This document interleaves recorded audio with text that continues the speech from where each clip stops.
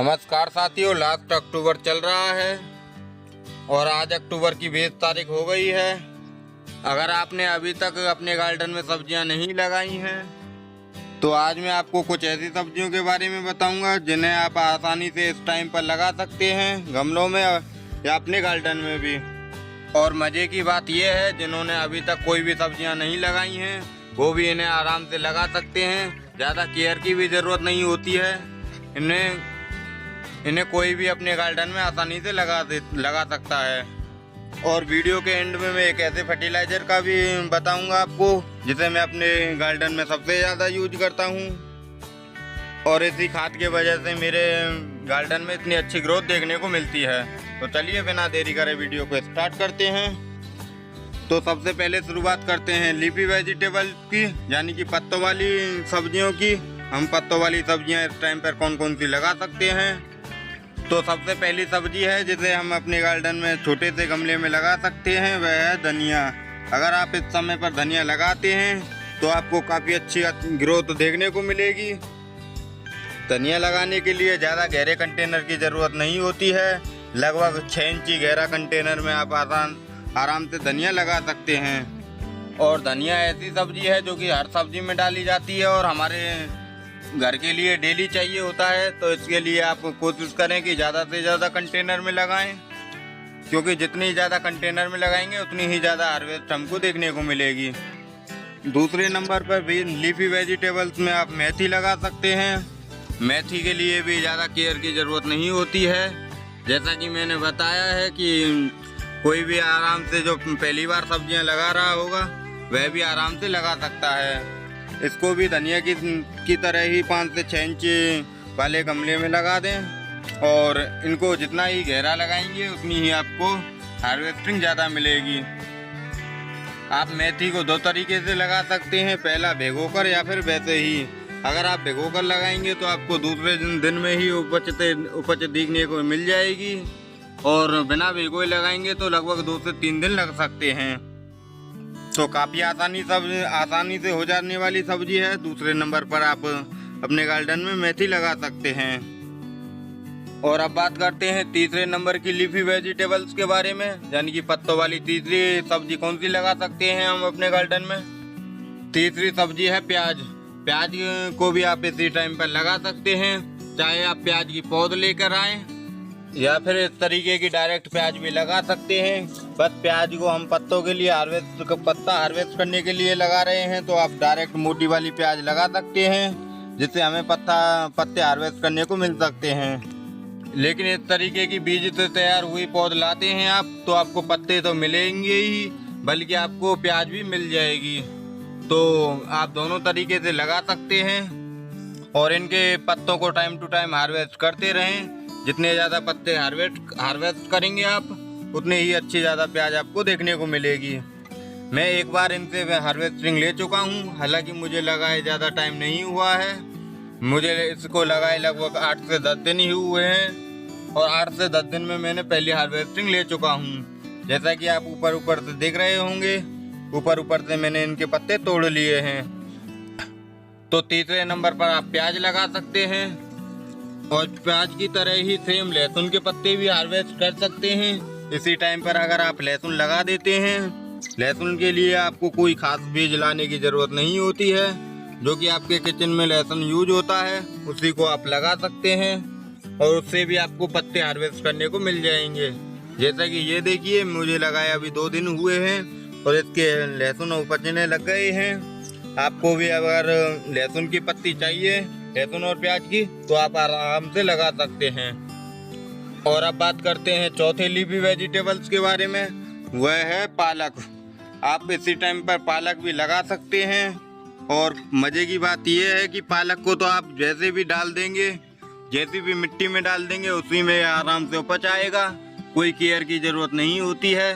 बस एक बात का ध्यान रखना है, आपको इसकी मिट्टी थोड़ी सूखनी नहीं देनी है, इतना कम पानी नहीं देना है कि पौधे मरने लग जाएं। बस इसका पानी का ध्यान रखना है आपको, और काफ़ी आसानी से आप इनको भी, पालक को भी लगा सकते हैं। मैं आपको सजेशन दूंगा कि अगर आप पालक और मेथी लगाएं तो हमेशा बड़े कंटेनर में लगाएं, क्योंकि जितने ज़्यादा बड़े कंटेनर में लगाएंगे उतनी ही अच्छी हमको हार्वेस्टिंग देखने को मिलेगी। तो इस बात का आपको ज़रूर ध्यान रखना है कि जब भी पालक और मेथी लगाएं तो बड़े कंटेनर में ही लगाएं। और अब बात करते हैं पांचवी और सबसे एंड लीफी वेजिटेबल्स की। वो है आप चना। इस समय पर आप चना भाजी के लिए चना लगा सकते हैं, जो कि मैंने भी लगाए हुए हैं। अभी हालांकि चना उपजने धीरे धीरे उपजने लगे हैं। तो इस टाइम पर आप अगर चना भाजी भी हार्वेस्ट करना चाहते हैं तो चना भाजी भी आप लगा सकते हैं। जैसा कि आप देखते होंगे कि थोड़े थोड़े उपजने लग गए हैं मेरे। तो अगर आप इस समय पर लगाते हैं तो लगभग 15 से 20 दिन में ही आपको पहली हार्वेस्टिंग देखने को मिल जाएगी। तो इस टाइम पर आप चना भाजी ज़रूर लगाएं अपने गार्डन में। जैसा कि आप देख रहे हैं मैंने टायर में लगाए हैं और इसकी भी गहराई 5 से 6 इंची है। तो आप सभी लीफी वेजिटेबल्स को 5 से 6 इंची के कंटेनर में आराम से लगा सकते हैं। इन कंटेनर में ये आराम से हो जाएंगे। और अब बात करते हैं ज़मीन के अंदर बैठने वाले रूट वेजिटेबल्स की। उसमें हम क्या क्या लगा सकते हैं अपने गार्डन में। तो सबसे पहले नंबर पर हम गाजर लगा सकते हैं, जो कि ज़मीन में बैठेगी। इसके लिए आपको कंटेनर की गहराई ज़्यादा लेनी है, क्योंकि गाजर हमारी ज़्यादा लंबी बैठेंगी। तो लगभग 1 फीट का कंटेनर आप ले सकते हैं। ऐसा कोई भी कंटेनर या गमला लें तो उसकी गहराई 1 फीट तो होनी चाहिए, क्योंकि जब हमारी गाजर बैठेंगी तो उनके लिए ज़्यादा जगह चाहिए होती है नीचे। तो पहले नंबर पर आप गाजर लगा सकते हैं। इसको भी ज़्यादा कठिन नहीं होता है उगाना। बस एक बात का ध्यान रखें, आप जब भी मिट्टी बनाएं तो भुरभुरी मिट्टी बनाएं, क्योंकि भुरभुरी मिट्टी इसको ज़्यादा पसंद होती है। तो सबसे पहले नंबर पर आप गाजर लगा सकते हैं और दूसरे नंबर पर आप मूली लगा सकते हैं। गाजर और मूली को सेम मिट्टी में लगाना है आपको। जैसा कि मैंने बताया है, आप जितनी भी जड़ वाली सब्जियां लगा रहे हैं, जैसे गाजर, मूली, शलजम, चुकंदर, इन सभी सब्जियों को भुरभुरी मिट्टी में लगाएं और इनका कंटेनर ज़्यादा से ज़्यादा गहरा लेने की कोशिश करें, क्योंकि इनको बैठने के लिए काफ़ी जगह चाहिए होती है। तो दूसरे नंबर पर आप मूली लगा सकते हैं और तीसरे नंबर पर चुकंदर लगा सकते हैं आप, जो कि मैंने नहीं लगाई है अभी तक। और चौथे नंबर पर शलजम लगा सकते हैं, वो भी मैं अभी लगाने वाला हूँ कुछ समय बाद। अभी तक मैंने अपने गार्डन में चुकंदर नहीं लगाई है और न ही शलजम लगाई है।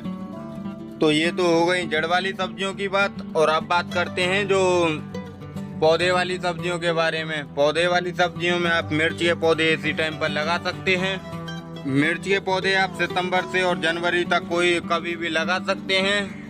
मिर्च के पौधे लगाने के लिए 12 बाई 12 इंची का ग्रो बैग सबसे बेस्ट रहता है, या फिर आप ऐसा कंटेनर लीजिए जिसकी गहराई लगभग 8 से 9 इंची हो और चौड़ाई 10 से 12 इंची हो। तो ऐसा ही आपको लेना है। जैसे कि ऐसे गमले में ले सकते हैं। ये मेरा 10 इंची का गमला है और ये एक बाल्टी है। इसी तरीके से के कंटेनर में भी आप काफ़ी आसानी से लगा सकते हैं। मिर्च के साथ साथ आप टमाटर भी लगा सकते हैं। टमाटर लगाने के लिए 12 बाई 12 इंची का ग्रो बैग बेस्ट रहता है, या फिर आप इस तरीके की कट्टी को भी काट कर इस्तेमाल कर सकते हैं। आप देख सकते हैं इसमें कट्टी में मैंने पौधा लगाया हुआ है और कितनी अच्छी ग्रोथ देखने को मिल रही है। मैंने काफ़ी पौधे टमाटर के लगाए हुए हैं, क्योंकि मैं चाहता हूं कि मुझे बराबर हार्वेस्टिंग मिलती रहे अपने गार्डन से। तो मेरी तरह आप भी टमाटर के पौधे लगाते रहिए। लगभग हर महीने अगर आप पौधे लगाते रहेंगे तो आपको कभी भी टमाटर की ज़रूरत नहीं, टमाटर बाजार से लाने की ज़रूरत नहीं पड़ेगी। इस तरीके के आप फिश कंटेनर में 4 पौधे लगा सकते हैं, जैसा कि मैंने लगाए हुए हैं।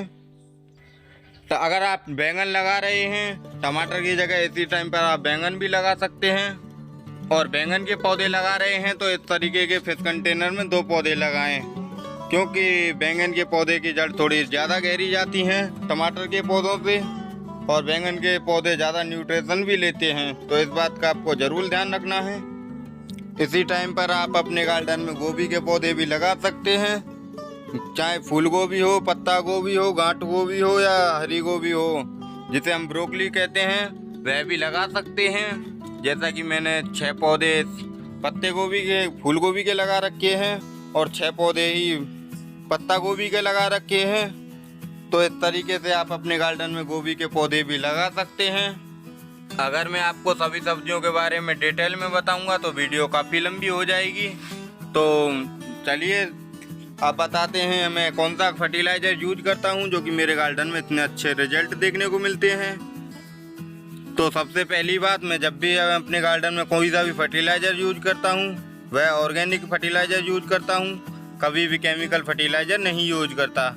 तो आपसे भी रिक्वेस्ट है कि अगर आप भी अपने गार्डन में फर्टिलाइज़र यूज करें तो ऑर्गेनिक फर्टिलाइज़र ही यूज करें, कभी भी केमिकल फर्टिलाइज़र यूज ना करें। और ये मेरा वर्मी कंपोस्ट है जो कि मैं बता रहा था कि मेरे गार्डन का सबसे ज़्यादा सीक्रेट है। क्योंकि ये इस वर्मी कंपोस्ट को मैंने घर पर ही तैयार करता हूँ।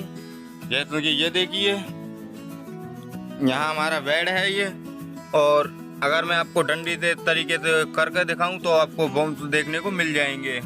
यही केंचुओं की वजह से मेरे जो खाद है इतना अच्छा बन पाता है और गार्डन में मेरे में इतने अच्छे पौधों की ग्रोथ देखने को मिलती है।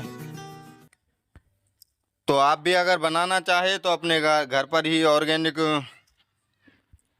वर्मी कंपोस्ट बना सकते हैं, क्योंकि आजकल वर्मी कंपोस्ट में भी मिलावट काफ़ी आने लग गई है। तो कैसी लगी सब्जियां जो कि मैंने अपने गार्डन में लगा रखी हैं, और आप भी कौन कौन सी सब्जियां लगाने वाले हैं हमें कमेंट करके ज़रूर बताएं। और वीडियो अच्छी लगी हो तो वीडियो को लाइक करें, ज़्यादा से ज़्यादा शेयर करें, और अगली वीडियो आपको किस टॉपिक पर चाहिए हमें कमेंट करके ज़रूर बताएं। मिलते हैं आपसे फिर किसी नॉलेजेबल जानकारी के साथ।